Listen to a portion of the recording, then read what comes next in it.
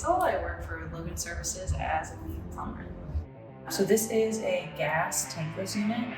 Essentially how it works is, you can see already that it's a little smaller than like a tank, so the footprint of it isn't taking as much space in your basement. A lot of people like that. And then it obviously doesn't have a tank of water that is continuously heating. So as you call for water, you turn on a faucet, this will kick on and it'll heat the water and push it to your faucet.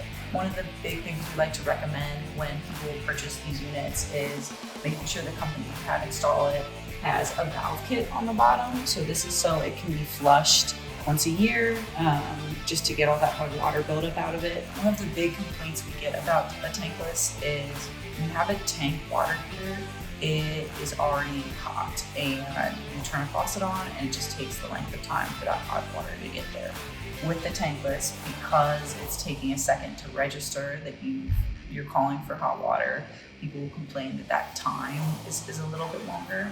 We always tell people that if you're getting multiple quotes with this unit, just make sure that they're including a recirculation valve that is going to pump that water to you a lot faster.